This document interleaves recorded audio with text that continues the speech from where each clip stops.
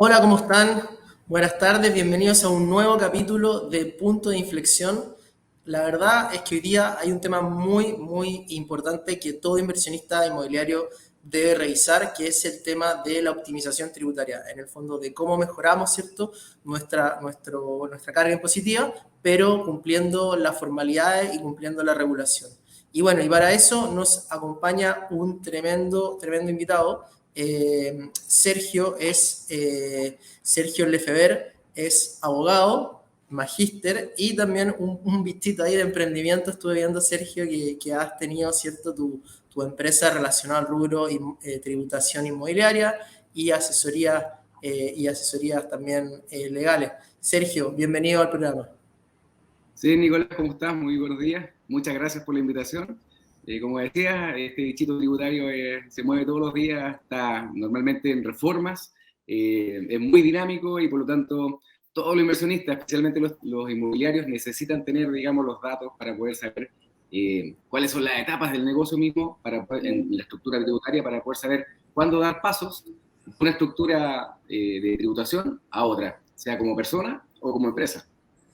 Exactamente, bueno, y eso es lo que queremos que se quede la gente hoy día. Vamos a enseñar y a explicarles cómo invertir en propiedades, optimizando ciertas figuras, porque hay un mito, por así decirlo, Sergio, que es que yo tengo que tener muchas propiedades para poder invertir mediante una persona jurídica o mediante una sociedad de inversiones en propiedades. Pero actualmente hemos visto que se ha puesto de moda y que hay harto interés en lo que es la figura del rentista inmobiliario. Entonces, no sé si Sergio nos podría explicar con pera y manzana qué es lo que es la figura del rentista inmobiliario. Sí, por supuesto. Mira, Nicolás, el negocio inmobiliario como tal, ¿cierto? Es nada más que la adquisición de bienes con el propósito de obtener una utilidad o provecho de estos inmuebles, a través normalmente del arrendamiento. Por lo tanto, cuando uno se va, digamos, de plano a decir yo voy a ser un inversionista inmobiliario, uno dice, bueno, ¿cuántas propiedades me permiten a mí autodenominarme inversionista inmobiliario? ¿Cierto? Estamos hablando de inversión de una propiedad que no corresponde a la propiedad que tú habitas, ¿ya? Porque eso ya no es una inversión inmobiliaria propiamente tal.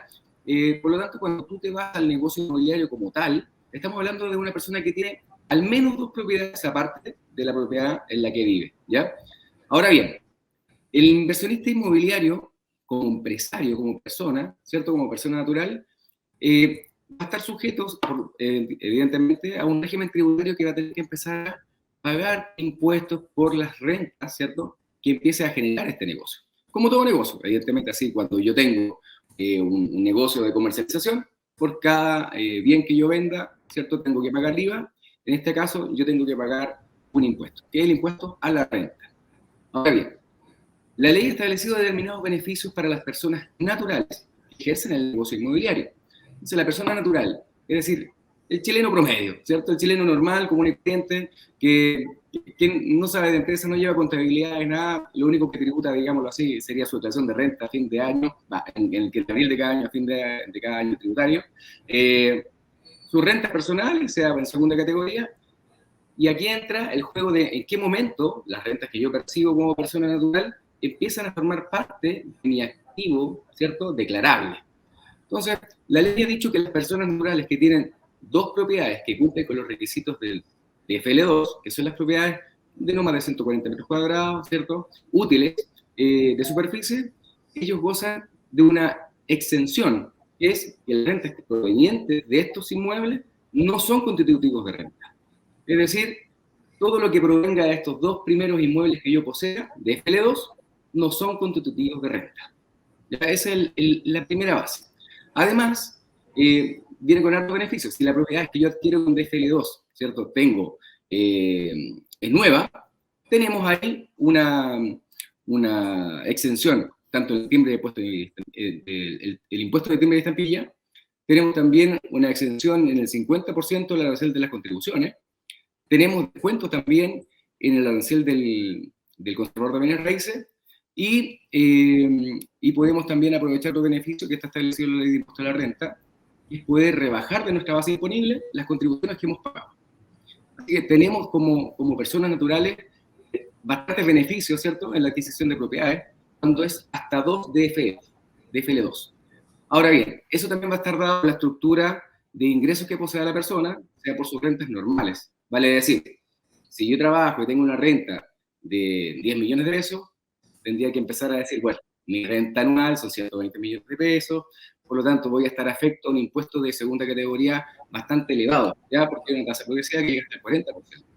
Entonces, ¿en qué momento las rentas empiezan a impactar más fuerte a mí, en mi tributación personal, cuando en mi sistema de ingreso personal se empiezan a agregar ya las rentas de la tercera propiedad en adelante, sea o no sea de FL2, porque ya ahí dejamos de gozar de estos beneficios.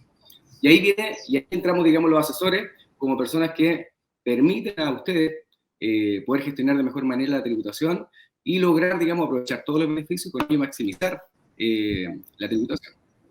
Perfecto, perfecto, claro. Es decir, si la primera propiedad la consideramos que es como la nuestra para vivir, más la segunda que tenemos en la exención la podemos pasar por DFL2.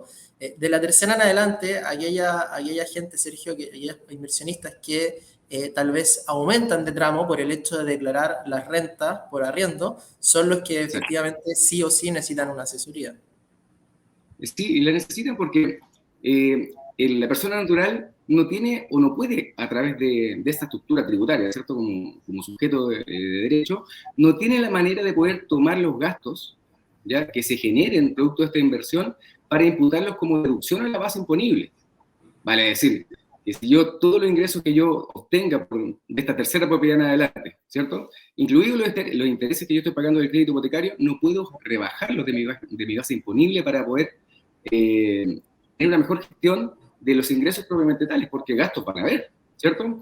Existen ya asociados a los intereses en la cuota del dividendo, existen ya asociados a lo que es la gestión del corretaje, los gastos comunes, etcétera, incluso la vacancia de un inmueble en donde no se ha arrendado, ¿cierto? También constituiría una pérdida al no poder ir neteando con los ingresos, los dividendos que se vayan pagando. No, claro, en el fondo es como si una empresa tuviera ventas, pero ni un gasto asociado a esa venta. Efectivamente, efectivamente.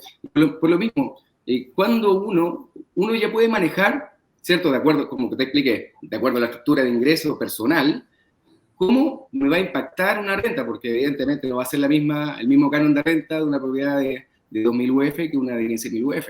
Entonces, ¿de qué manera el canon de renta puede impactar en mi global complementario como persona natural? Y de qué manera puedo llevar esto a otro puerto, ¿cierto? Que es el puerto de la empresa, donde hay un sistema de tributación un poco más, digamos, un poco más complejo, bastante más complejo, que es el sistema de tributación que normalmente uno lo llama el sistema del emprendedor, ¿ya? El impuesto de primera categoría, que le llaman, es el impuesto que está en efecto todas las actividades de primera categoría, que son normalmente están asociadas a las actividades inmobiliarias. La verdad es que no quiero desviar el tema a cuáles son las otras actividades grabadas, ¿cierto? Sin embargo, las empresas están afectadas a un impuesto de primera categoría, pero también les permiten llevar una contabilidad, les permiten descontar los gastos, los costos, ¿cierto?, que implica la generación de la renta de la empresa, y por lo tanto la gestión de ingreso versus salida, versus gasto, al final se ve, ¿cierto?, promovida por un impuesto único, que además todo ese impuesto que uno pague como persona de empresa va a ser descontado o imputado a la base del impuesto global complementario de las personas naturales. No, claro, perfecto. La gente piensa que esto tal vez se puede prestar para malas prácticas o algo así, pero al final, por ejemplo, el tiempo de alguien en ir a ver una propiedad o la benzina que usó, etcétera, son todos gastos asociados a la propiedad y no son gastos que yo hubiera incurrido si me hubiera ido de vacaciones, tal vez. Entonces, en ese sentido, Sergio, ¿cómo es el paso, cierto? Yo ya estoy organizado como persona natural y me quiero pasar a esta figura del rentista inmobiliario. ¿Cómo sería el paso a paso en ese escenario? Bueno, el paso a paso primero es dilucidar cuál es tu proyección de negocio, ¿ya? No, la verdad es que yo quiero tener máximo 5 propiedades, hasta ahí va a ser mi límite, etcétera. Entonces, bueno, aquí uno puede barajarse con la persona natural. Dependiendo de su forma de ingreso, uno puede no constituirse en empresa hasta 4, ahí podríamos decir que está ahí en el límite. 4 propiedades, hasta 5, dependiendo, como digo, insisto en esto, cuánto es lo que yo tengo en mi base de global complementario para poder determinar si las rentas provenientes de estos inmuebles van a impactar muy fuerte lo que es el impuesto progresivo que establece el global complementario. O sea, si te sube de tramo. Claro, si uno ya va subiendo de tramo con los ingresos que provienen de estos arriendos, ya hay que empezar a decir, bueno, tenemos que gestionar esto. ¿Mm? Y por lo mismo, hoy día existe en Chile una posibilidad, no hoy día, la verdad es que siempre ha existido, pero está bien popularizado a propósito de los inversionistas, la figura del empresario individual, ¿ya?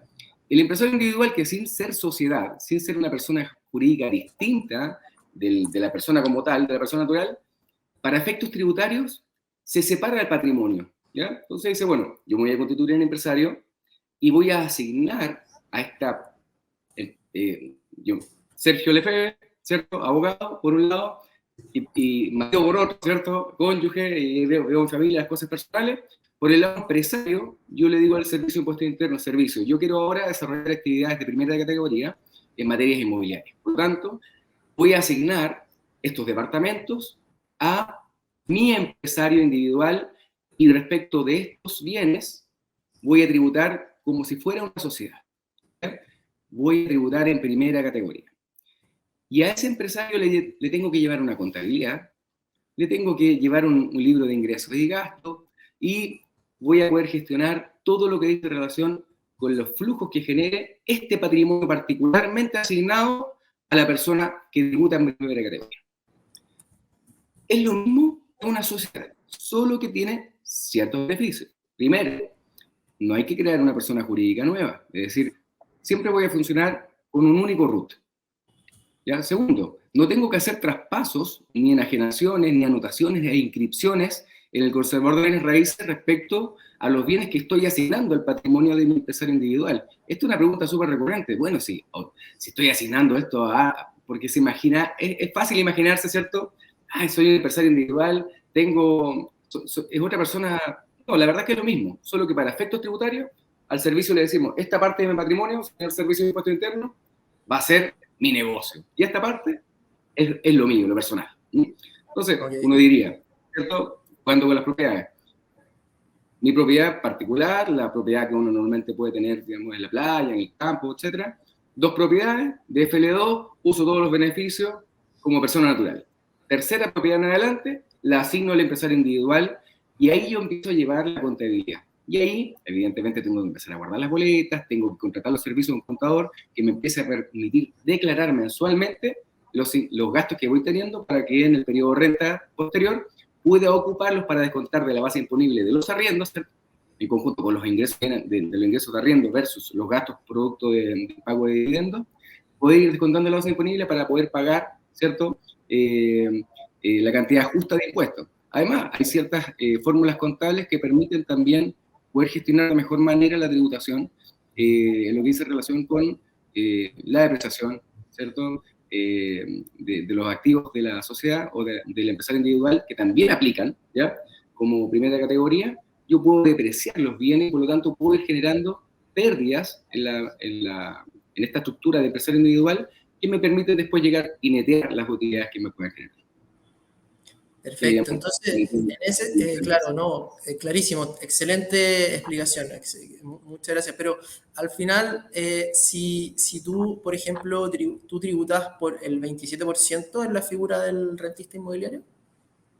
En la figura del rentista inmobiliario tributas como si fueras una sociedad, el 27%. Como si fuera una sociedad, y ahí rebajas gastos, ¿cierto? Entonces, imaginemos que tributas al 27% por los ingresos por renta, puedes rebajar gastos, que sea un 7%, un promedio anual, nos vamos a 20%. Entonces, una pregunta solamente, si tú más o menos, ese es como tu costo de oportunidad, ¿no? Si yo ya estoy en este 20% pagando como en la figura rentista, ahí más o menos es mi quiebre, de ahí para arriba tal vez me conviene pasarme y de ahí para abajo seguir como persona natural.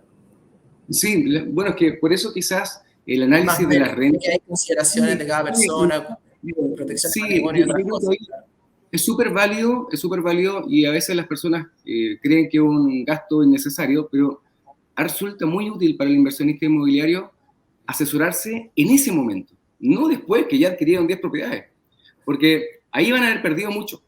De hecho, en haber llevado 2 años el tema así, va a significar, oye, ¿no? ¿Cómo no lo hice antes? La verdad es que muchas personas que hacen esta conversión al empresario individual o a sociedad, llevan esto, ¿cierto?, a decir, oye, esto debería haberlo hecho antes.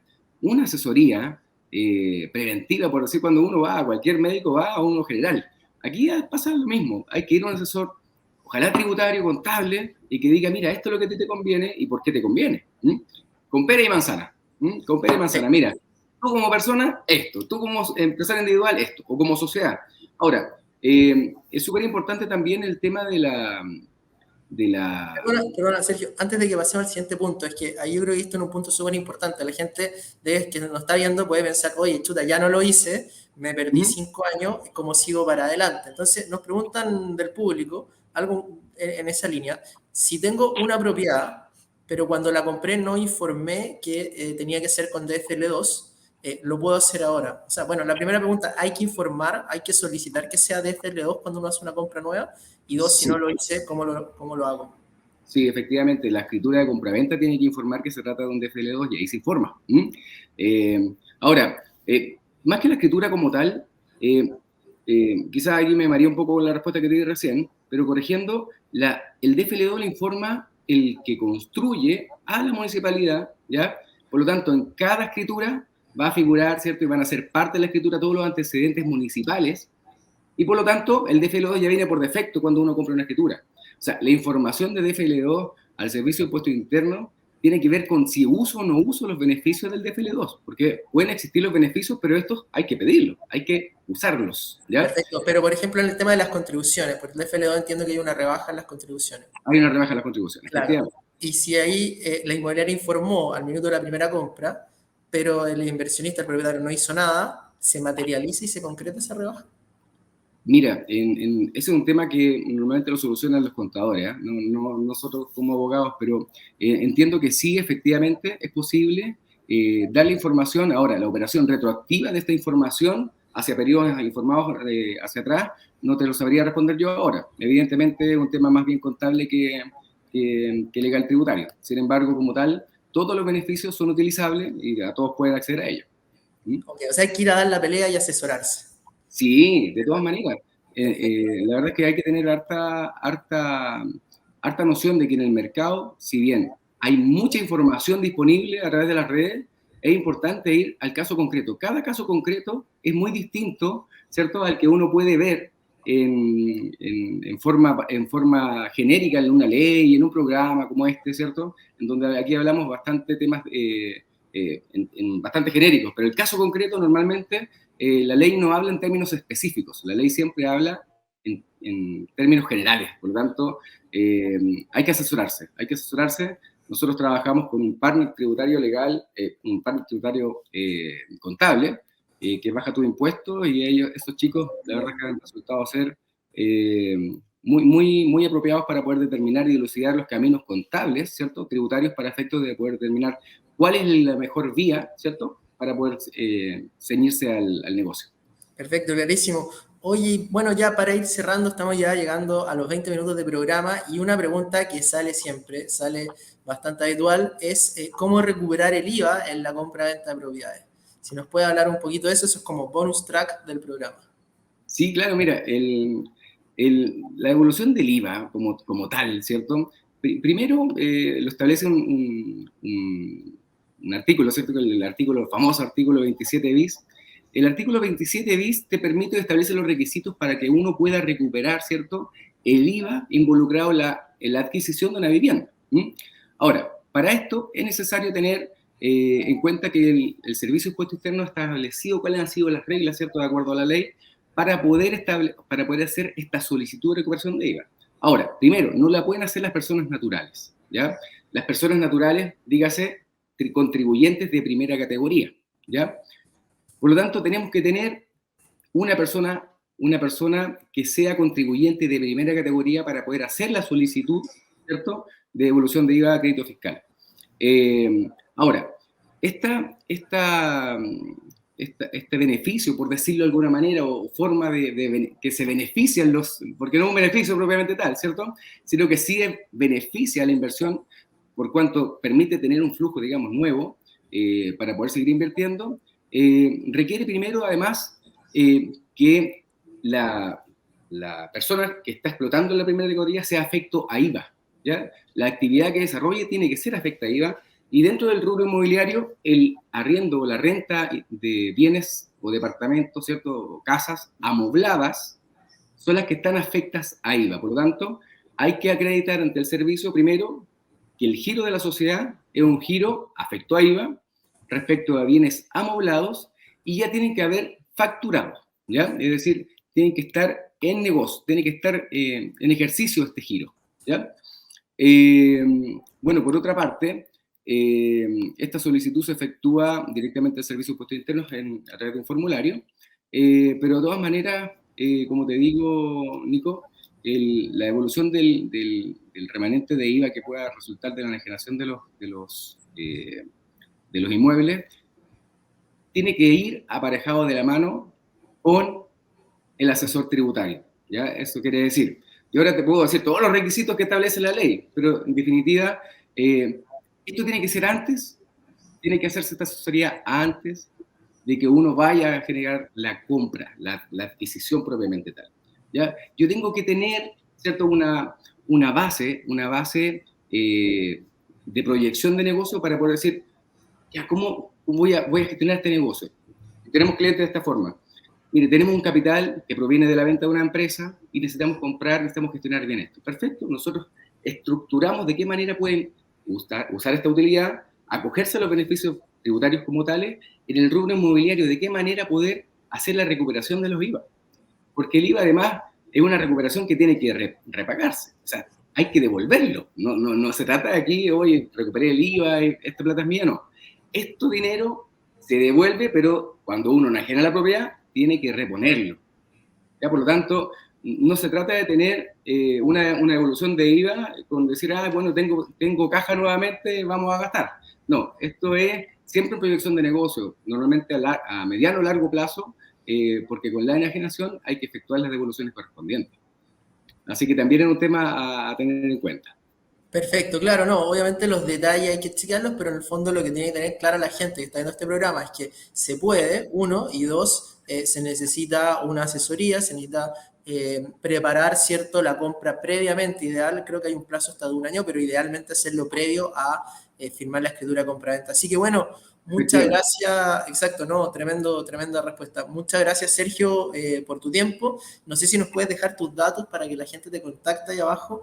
Vamos a ir dejando, cierto, tus datos, Sergio, porque es un tema muy, muy importante a la hora de invertir en propiedades que te puede significar, cierto, ese plus de renta adicional, de plusvalía y de ingreso por renta. Entonces, sí o sí, ver esta optimización tributaria, tenerlo presente, sobre todo para aquellos que tienen más de 2, 3 propiedades.